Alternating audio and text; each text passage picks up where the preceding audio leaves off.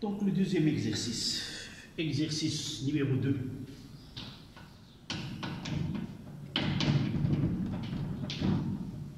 Deuxième exercice d'application.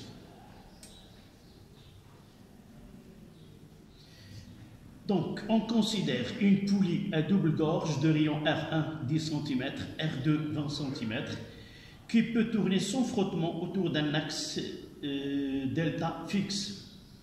Les deux corps S1 et S2 sont suspendus par deux fils inextensibles, évidemment de masse négligeable. Enroulés sur les poulies comme l'indique la figure. On nous donne G, c'est 10 mètres secondes moins 2. Le moment d'inertie de la poulie à double gorge, c'est G delta de 10 moins 2 kg mètre carré. La masse M1, c'est 1 kg, M2, c'est 0,7 kg. Premièrement, déterminer l'expression M2 en fonction de M1, R1 et R2 pour que la poulie reste en équilibre. Ça, c'est la première question. Donc, avant d'étudier la dynamique ou le mouvement de système, on passe par l'étude de l'équilibre. Donc, le système formé par une poulie de double gorge et deux corps de masse M1 et M2 et son équilibre, c'est le système en équilibre. Ça veut dire que la poulie à double gorge est en équilibre, S1 en équilibre et S2 en équilibre. Donc, à partir de l'étude d'équilibre des trois corps, on peut lier la masse M2 avec M1, R1 et R2. Donc, on suppose que le système, premièrement, le système est en équilibre. Le système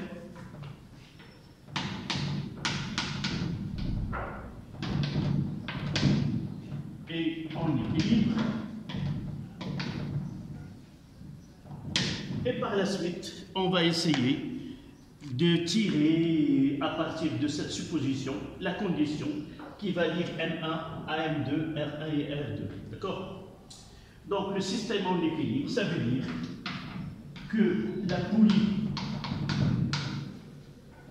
à double gorge est en équilibre.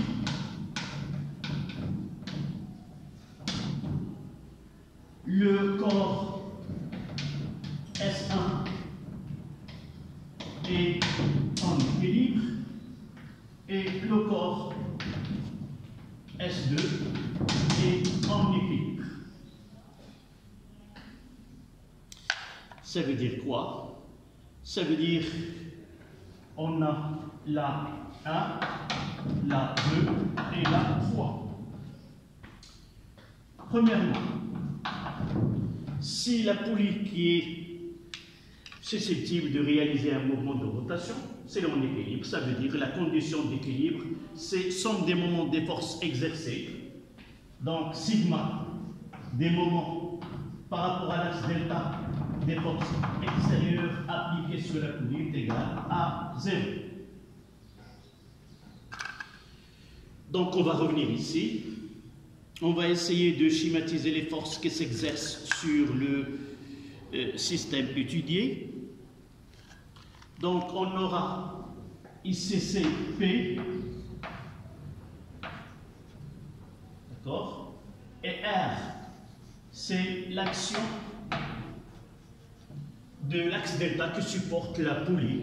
Et évidemment, on a ici, on va appeler cette tension de flux T1, et ici, la force T2. Voici les forces exercées sur la poulie à double gorge. On va essayer de choisir un sens arbitraire de rotation.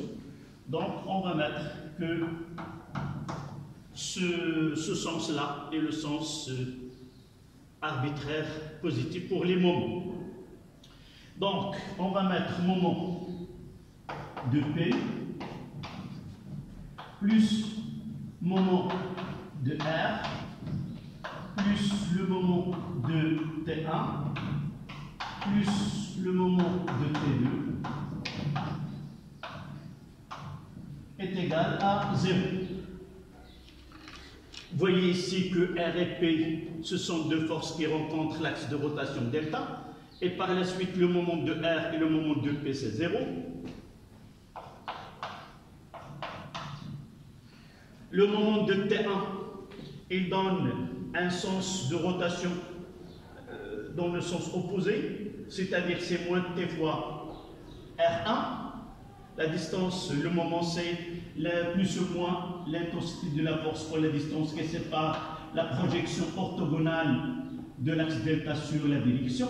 Dans ce cas-là, c'est R1 pour T1. Et puisqu'il donne une rotation dans le sens opposé, ça sera moins T1 fois R1. Ici, T2, il donne un mouvement de rotation dans le sens positif, c'est plus T2 fois R2 est égal à 0. Ce qui nous permet de donner la première relation, c'est-à-dire que T1 fois R1 est égal à T2 fois R2. Voici la relation 1. D'accord?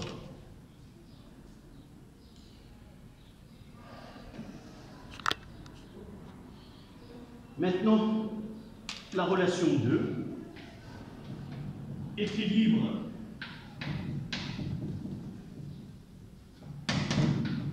de S1. Je peux refaire le schéma de S1 ici. Voilà S1. Il y a le poids P1. Il y a la tension T'1. Ce sont les deux forces qui s'exercent sur le corps S1. Et par la suite, sigma des forces conditions d'équilibre est égal à vecteur nul. Donc T'1 plus P1 est égal à 0. En choisissant un axe vertical orienté vers le bas, on aura moins T'1 plus P1 est égal à 0. Ce qui donne T'1 est égal à P1. Voici la relation 2. Même étude, là, l'équation 3, équilibre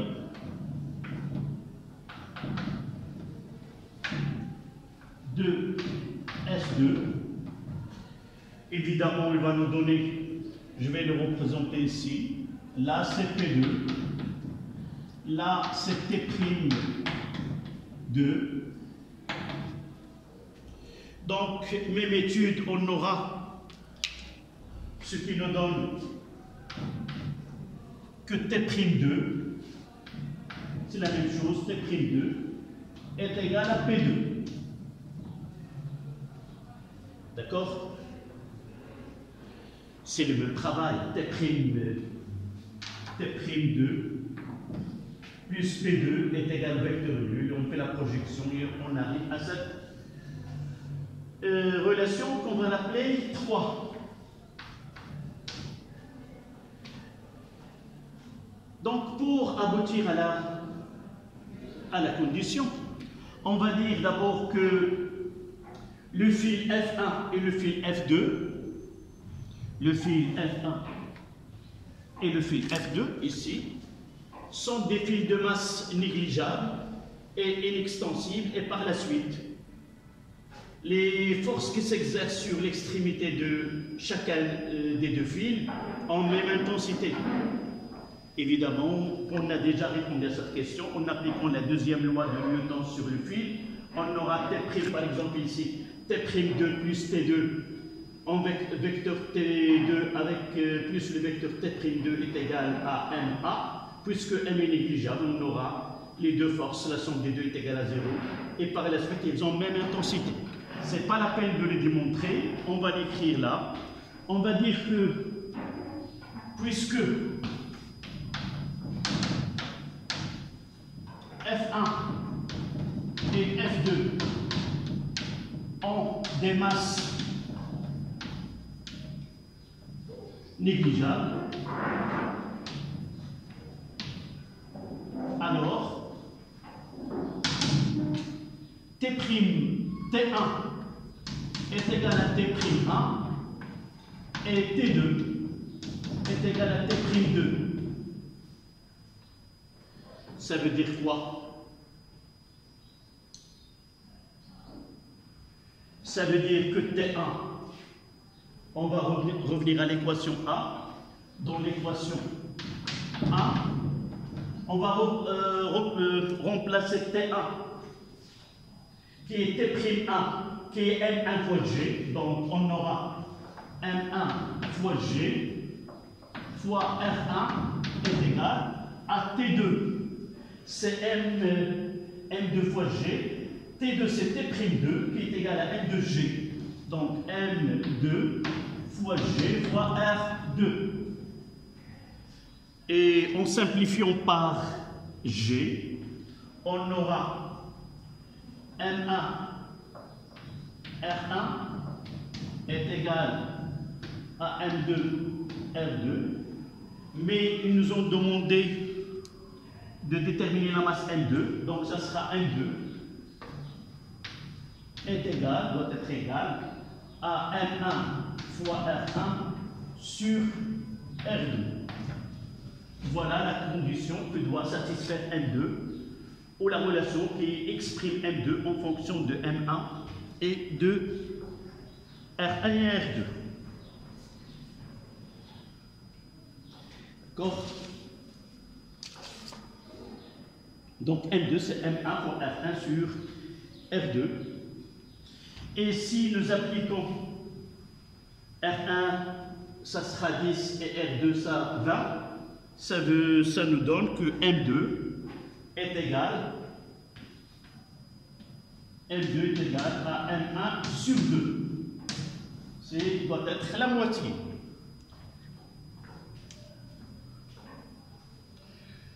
Voilà la première question qui nous donne l'expression de M2 par rapport à M1.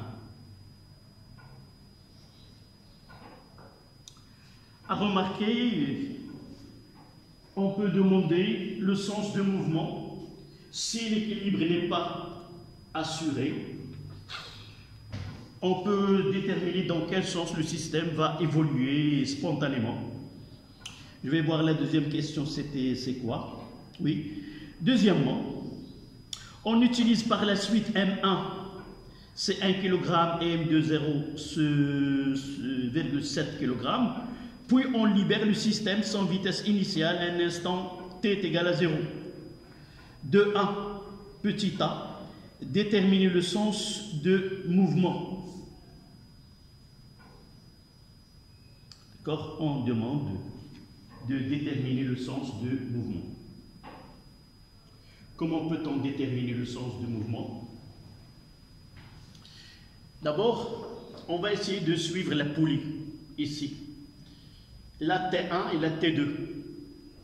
Si l'intensité de T2, là, à partir de cette condition, on peut dire si N2, on peut soit raisonner sur les tensions, soit raisonner sur les deux masses.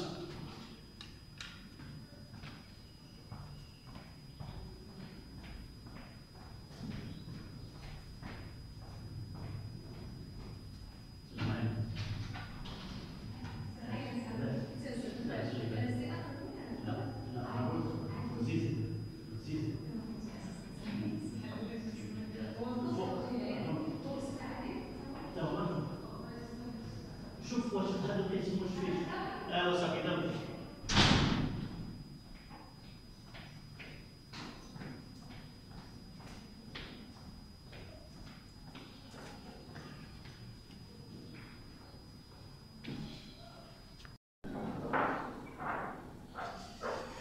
passe à la deuxième question. Donc, après avoir étudié l'équilibre de système poly plus le corps S1 et S2, donc on utilise par la suite une masse M1 est égale à 1 kg et M2 0,7 kg, puis on libère le système sans vitesse initiale à l'instant t est égal à 0. 2, 1, petit a, déterminer le sens de mouvement. Évidemment, la condition que nous avons là, M2 est égal à M1 sur 2, si la masse du corps 2 est la moitié de celle du corps 1, le système est en équilibre. Mais si cette condition n'est pas réalisée, on peut avoir un déplacement, soit dans le sens de déplacement du corps S2 vers le bas, soit du corps de S1 vers le bas. Ça dépend de cette relation-là. Donc, si M2 est supérieur à la moitié de M1 sur 2, on aura un déplacement du corps M2. Et si M2 est inférieur à la masse M1 sur 2, c'est-à-dire dans ce cas-là, nous avons M1 est égal à 1 kg, la moitié c'est 0,5 kg, et par la suite, si cette moitié-là, M2, qui est 0,7, est supérieure à 0,5, alors 0,7 est supérieur à 1 divisé par 2, c'est 0,5, alors le système va réaliser un mouvement de rotation de telle façon, le corps S2 subit une chute vers le bas, et le corps S1 un mouvement ascendant vers le haut. Et inversement, si M2 est inférieur à M1 sur 2, dans ce cas-là, on aura un mouvement dans le sens inverse. Donc, vous pouvez écrire que dans ce cas,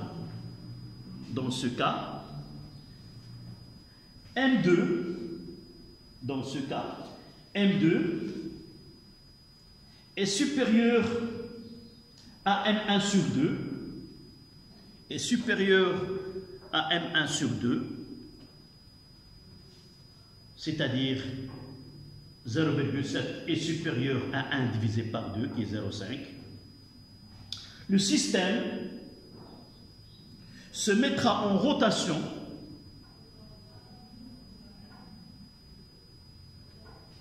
dans le sens où le corps M2 réalise un mouvement descendant et le corps M1 réalise un mouvement ascendant. Si vous voulez utiliser les aiguilles d'une montre, c'est-à-dire dans le cas où M2 est supérieur à M1 sur 2, le système réalise un mouvement de rotation dans le sens des aiguilles d'une montre, dans ce sens-là. Et dans le cas contraire, il réalise un mouvement de rotation dans le sens contraire des aiguilles d'une montre. Voilà la question 2.2a. Et on passe à la question 2.2b. Montrer que l'accélération angulaire du système de poulie P1, P2 est, donc je vais essayer d'effacer cette partie-là.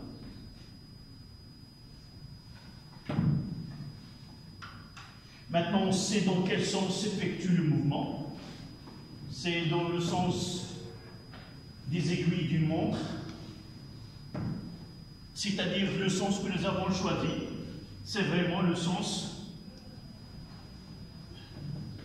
positif, c'est le sens réel, selon les choix de ces deux masses. Donc ce schéma ne reste applicable dans la deuxième partie. Donc 2.2.2, c'est-à-dire 2.2b, montrer que θ2 points, voilà la question, θ2 points l'accélération angulaire est égale à G facteur de M2 R2 moins M1 R1, le tout sur M1 R1 au carré plus M2 R2 au carré plus J delta. Ça, c'est la question demandée. G M1 M2 R2 moins M1 R1 sur M1 R1 au carré plus M2 R2 au carré plus G delta. D'abord, pour avoir dans l'expression θ à 2 points, on va étudier, appliquer dans petit a le principe fondamental de la dynamique sur la poulie à double gauche, c'est-à-dire sigma des moments par rapport à l'axe delta est égal à J delta fois θ 2 points.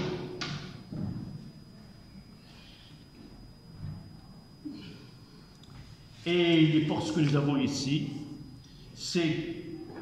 nous les avons déjà, c'est P, R, T1 et T2. Donc le moment par rapport à delta de T1 plus le moment par rapport à delta de T2 plus le moment de R par rapport à delta plus le moment de P par rapport à delta est égal à J delta θ2. Nous avons déjà, n'oublions pas d'abord le sens de rotation, c'est ce sens-là. Nous avons déjà déterminé que le système évolue dans le sens, la rotation est celui des aiguilles d'une montre. Donc, ça sera le moment de T1, c'est moins T1 fois R1. Ici, c'est plus R2 fois T2 est égal à J delta θ 2 points.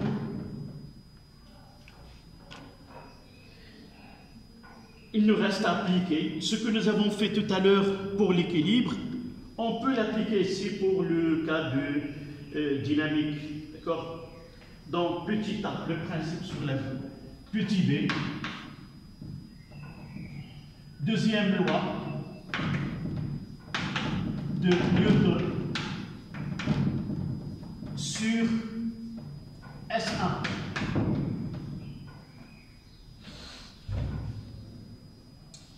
Et on aura T1 plus P1 est égal à M1 à 1. Le sens de mouvement, je vais mettre un axe ici, c'est le sens positif là. Et par la suite, on aura ici, c'est T', hein?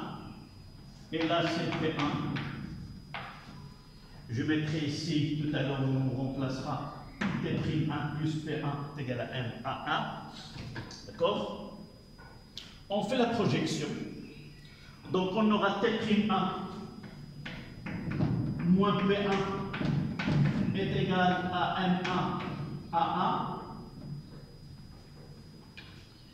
Et puisque l'intensité de T'1 c'est T1, on peut écrire que T'1 est égal à M1 fois A1 moins G. Ça sera ici plus G. D'accord? Là, c'est moins M1 fois G. De l'autre côté, c'est M1 fois G. Et on aura T'1 est égal à M1. Voici la relation 2. On utilise C, deuxième loi de Newton sur S2, ici.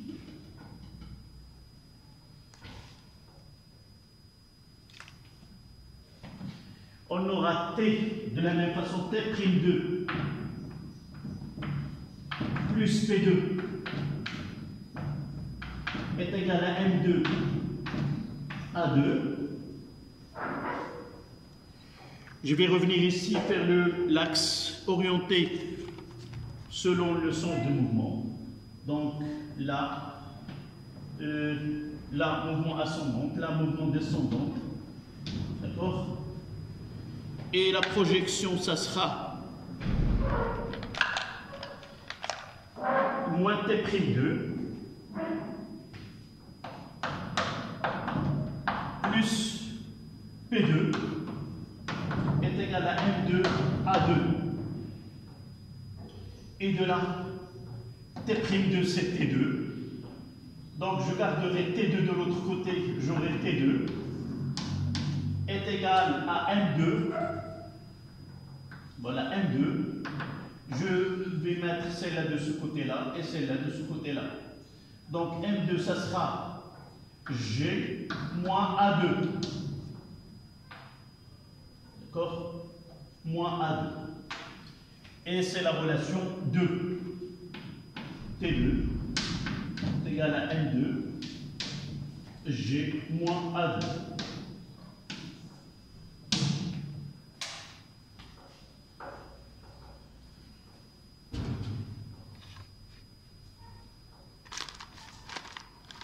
Voilà, et il nous reste à rassembler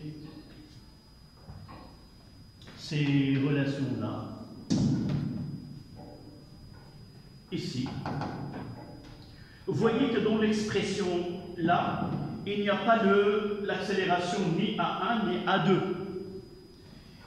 Mais une petite remarque.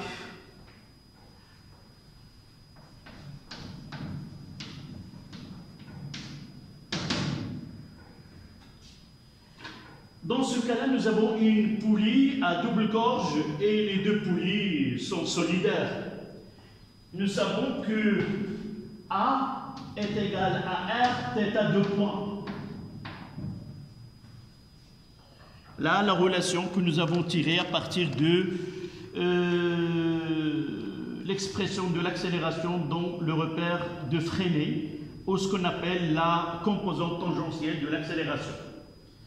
Et dans ce cas-là, on a A1 est égal à R1 fois θ 2 points et A2 est égal à R2 fois θ 2 points. Ça veut dire qu'on doit remplacer dans T1 et T2 l'accélération A1 et l'accélération A2 par l'expression de l'accélération angulaire. D'accord? Donc je vais essayer de garder cette... on va l'utiliser. Qu'est-ce qu'on va faire?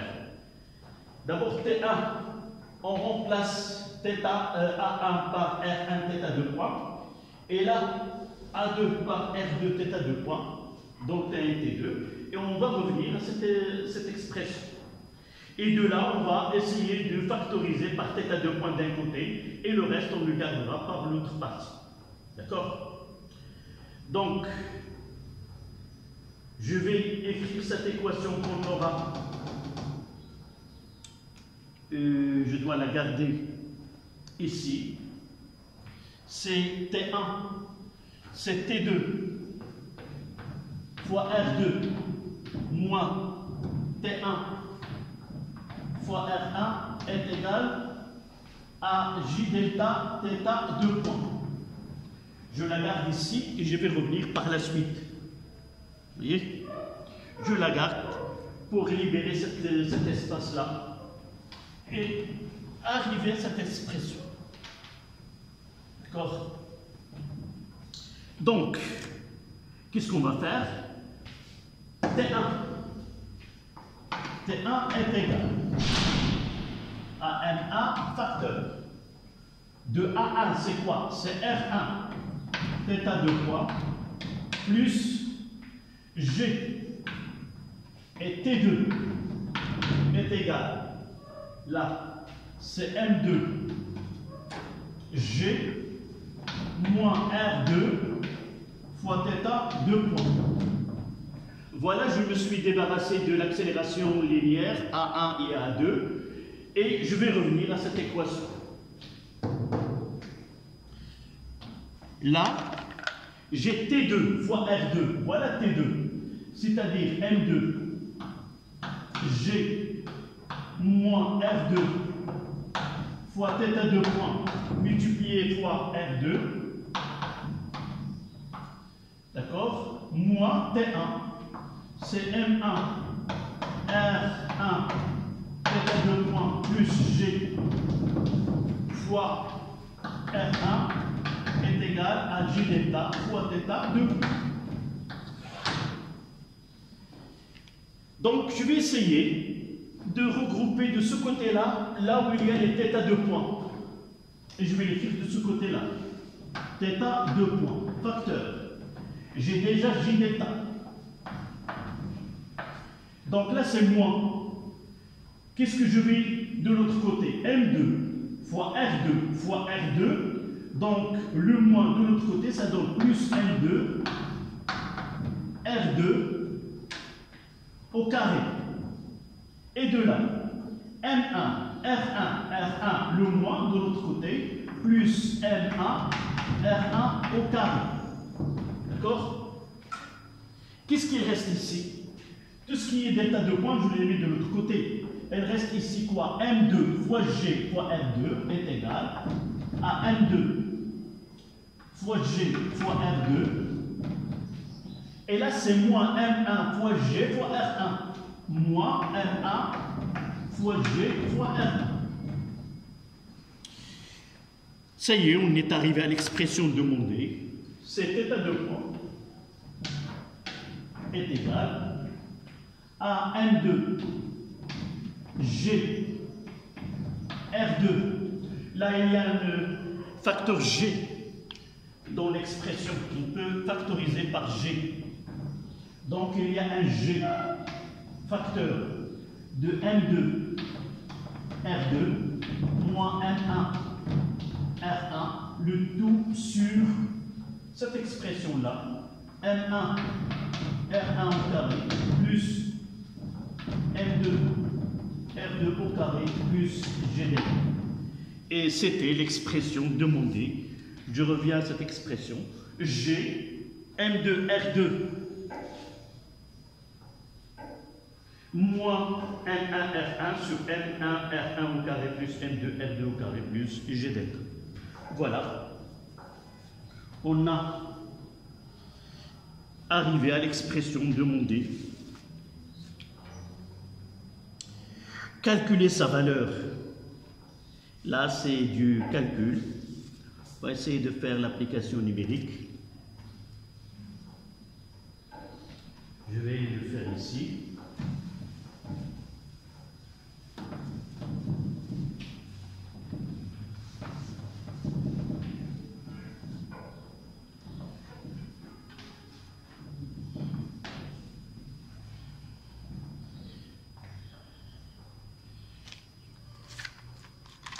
Application numérique de 2B. Oui, de 2B, montrer. Non, 2, c'était 2, 1. Là, c'est 2, 2. De toute façon, numérotation, vous allez revoir, vous allez voir l'exercice. Calculer sa valeur. Donc, on va mettre θ à 2 points est égal G6 M2 c'est 0,7 multiplié par R2. R2 c'est 20 fois 10 moins 2, c'est-à-dire fois 0,2 moins M1 c'est 1 multiplié par 0,1, le tout sur M1 c'est 1 fois 0,1 1 au carré plus 0,7 fois 0,2 au carré plus G delta, c'est, je l'ai noté, c'est 210 moins 2. 210 moins 2. Et ça donne 0,4 sur 0,2. Je donnerai la valeur, c'est presque 6,9 radians. Seconde moins 2.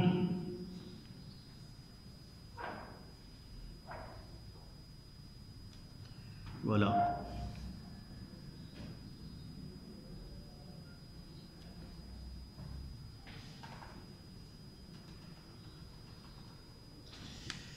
La dernière question de 3. Quel est le nombre de tours effectués par le système de 2 poulies pendant la durée t est égal à 2 secondes? Le nombre de tours que le système formé de 2 poulies solidaires à double gorge pendant, là c'est la question 2, 3. Donc d'après les calculs, nous trouvons que θ à 2 points est égal à une constante. Donc le système réalise un mouvement de rotation uniformément varié. Et par la suite, θ est égal à 1,5 θ 2 points fois t au carré plus θ point 0t plus θ 0.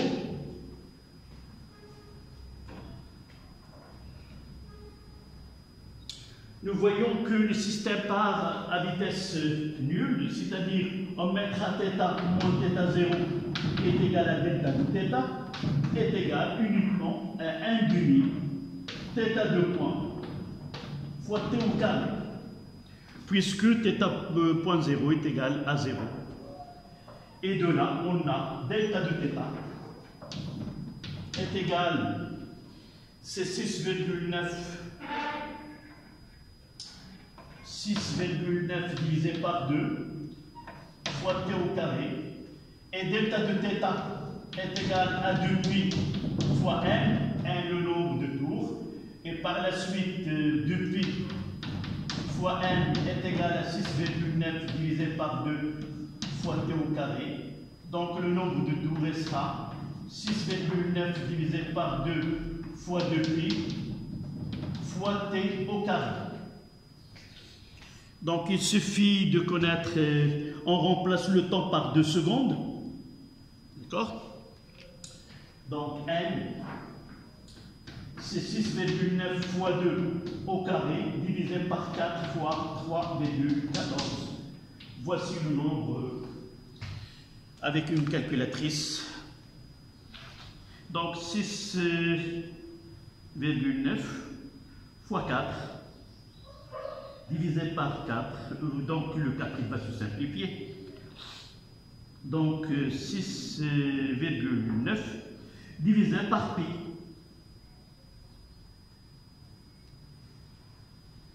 C'est 2,19, presque 2,2 n.